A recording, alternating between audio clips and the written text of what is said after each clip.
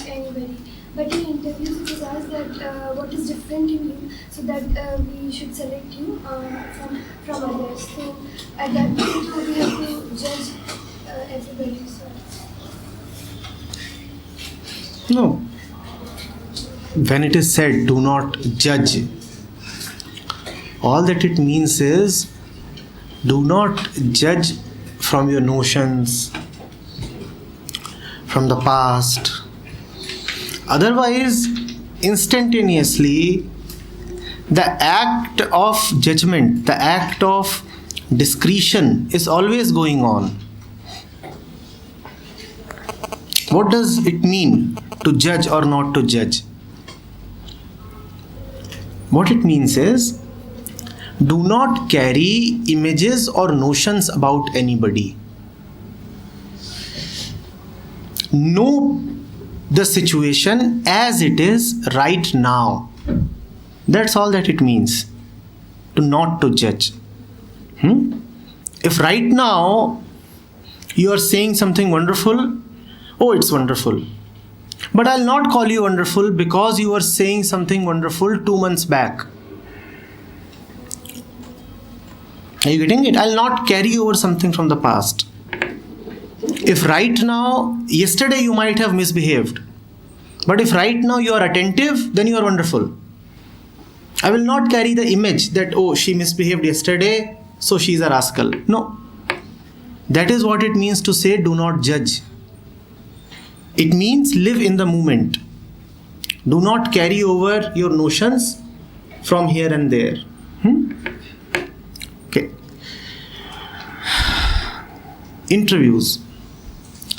See, the plane at which we are talking right now, interviews occur at a far, far lower plane than that. The one who is asking you this question is anyway ignorant. Who are the people who come to conduct your interviews? Some HR executive with 2 years, 4 years of experience, 25, 30 years of age. They are the ones who usually come to engineering colleges to hire. What do they understand? What do they know? How much maturity do they have?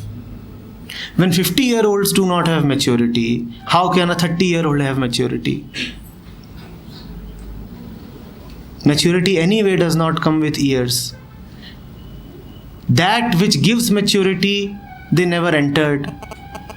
So they anyway are people who are devoid of the very touch of intelligence. They do not know what they are asking. They will keep on asking you questions that are anyway meaningless. Do not take that interview to another plane unless you know that the fellow will understand what you are saying. What will he ask you? He will say, what do you plan to do in the next 5 years?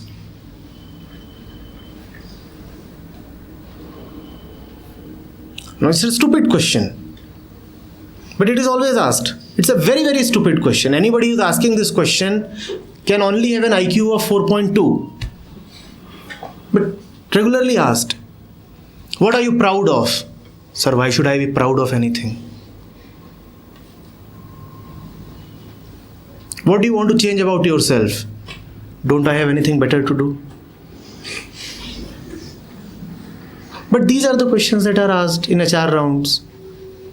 You should take these questions for what they are. You see, when I was in my final year of MBA, I am Ahmedabad. So the biggest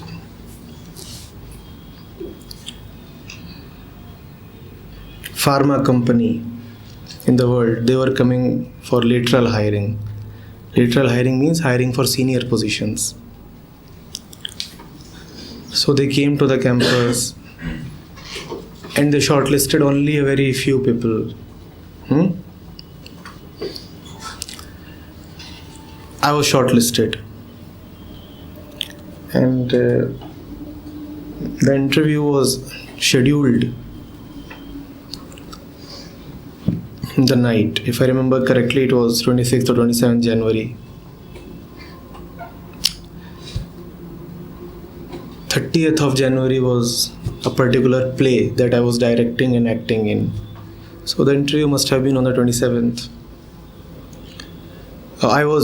Because the play is on 30th and it is only a couple of days away, so we were having a full dress rehearsal. And I was in the dress of my character. And I was playing a goon in that play. The night of Jan 16th. It's a beautiful play, The Night of January 16th by Ayn Rand. I was directing it as well. So after dinner, me and the cast were all together rehearsing hard. These used to be grand plays, open to the entire public of the city.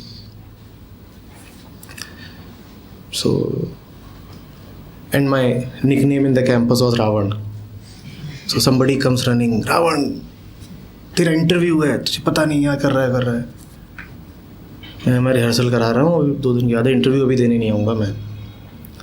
So he says no, but they are waiting and they have a flight, the last flight at 10:30. अभी 7:30-8 बज रहा है, चल. मैंने कहा ठीक है, give me half an hour, I need to go to the dorm and change and then come. And नहीं चल, मैं ठीक है, मैं ऐसे ही चलता हूँ. So I was wearing makeup and this, that, and carrying a revolver here and all kinds of things that a gunda wears. An American gunda. Hat. So went there, started talking to those people. Within the first 5 minutes, it was clear that as far as the job goes, there is a misfit. There is no way that I'm going to take that job, and there is no way that that job is suitable to me. Yet we kept talking for 2 hours. So he was liking the conversation, I too was liking the conversation, just like friends. So then we said, let's walk in the campus. So that's how the interview proceeded. We were walking in the campus and the interview was going on.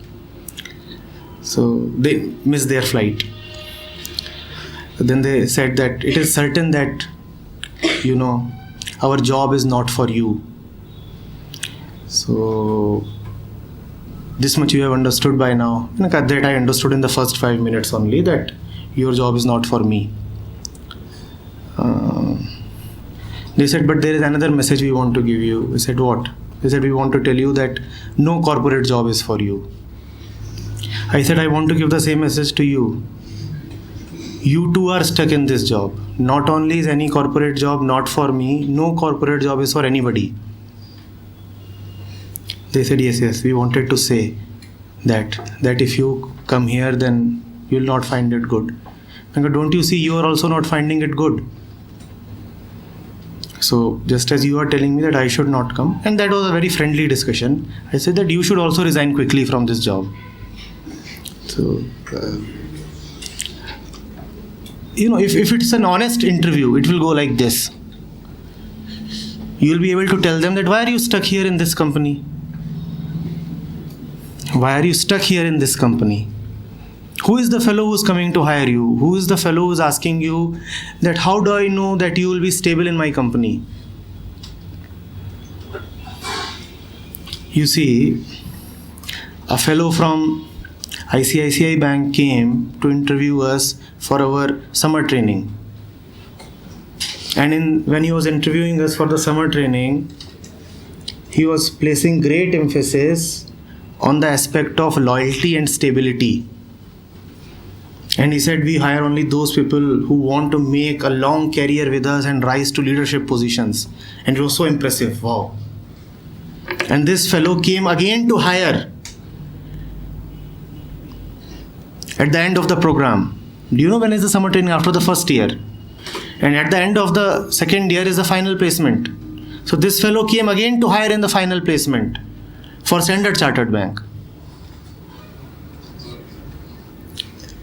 Do you see? Are you getting what I'm saying? First year he had come to hire for ICICI, and what was he claiming? We will hire only those who are not good leadership, loyal, who will stay in the company, who will stay in this company. And this fellow himself comes just a few months later hiring for another bank. So what are these stupid questions? Who will be loyal, who will not be loyal? Tomorrow you yourself will not be there. You will make me this offer, and when I come to join your company, you will be working in the next company. So why are you asking all these fake questions? See, that is the level at which interviews take place. You should not take them very seriously. Nobody means anything there. These are just set questions that are, it's a ritual, It's a ritual. There is nothing more to it. You enter, introduce yourself, and you know what to say. Why do you want to work with your company? Because yours is the best company made directly by God himself with his own hands.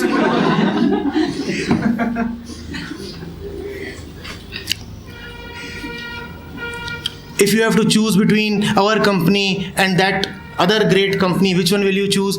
I will choose your company even over my wife. These are the things that you must say. It is a part of a ritual. These are like passwords.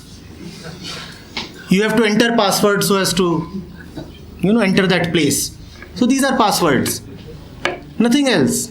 Smile and say all these things. See, the password is right.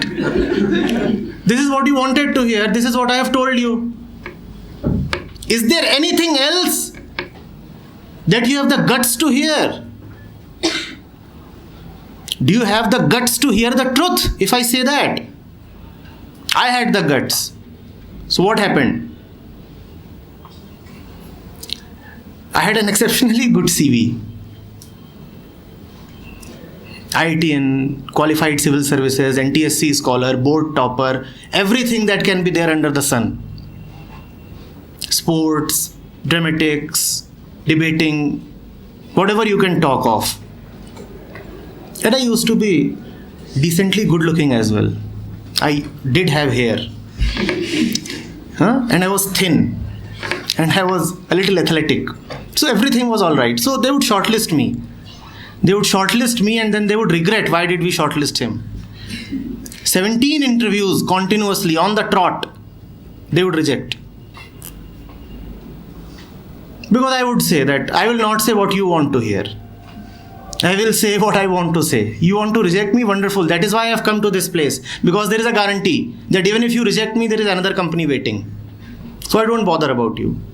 Reject me, I'll go to the next room. There is another company sitting there. And they kept rejecting. I said, good, keep rejecting. Ultimately, I was probably the only one from my batch who left the campus without a job. Fine, alright. I'll anyway manage one. And I anyway don't intend to be in a job for long. So who bothers?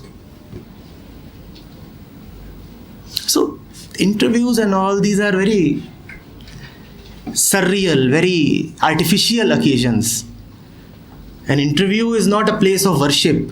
An interview is not a temple of truth. Interview room. An interview room is not a temple of truth. It is where you go wearing clothes that you never wear. And you keep feeling uncomfortable. Why am I wearing this tie? Why have I taken a bath today? These borrowed shoes, they are pinching. Even the underwear is borrowed. It's a fake thing. Fake from top till bottom, is it not? And you keep saying all the fake things. And he keeps asking all the fake questions. So why talk about all these things?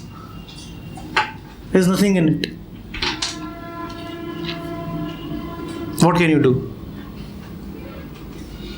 And it's good if you get rejected by a fake interviewer. Because if you get selected, you will suffer. It is great for you that you get rejected. Are you getting it? You propose to a girl whom you should have never proposed, a fake girl. You propose to a fake girl and she rejects. Is it not great? Think of the tragedy if she accepts your proposal. What will happen? Your life is devastated. Hell.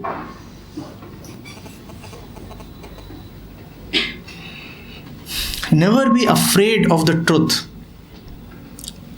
It may seem bitter in the beginning for a while, but it will save you from a lot of heartache later on.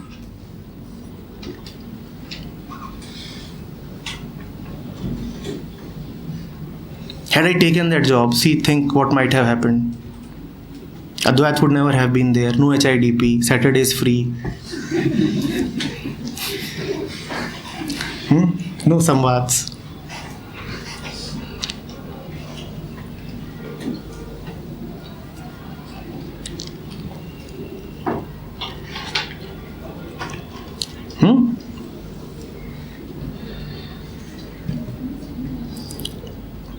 And sometimes it does happen that if the fellow who is on the other side of the table, he has any sense of understanding, if he has any maturity, then he will really appreciate what you are.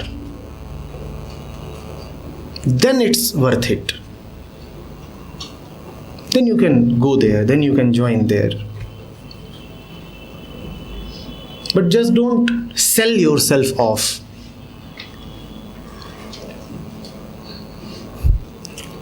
Are you a multitasker? Can you do anything? Yes, sir, I can even wipe the floor. Are you a team worker? Yes, sir, I only allow the team to work. I never work.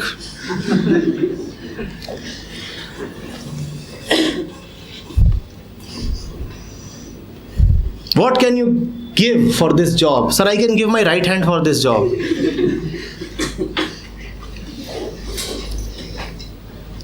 No need.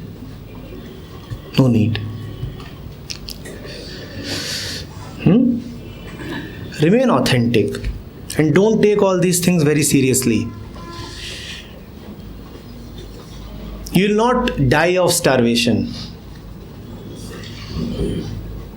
You will be taken care of, don't worry.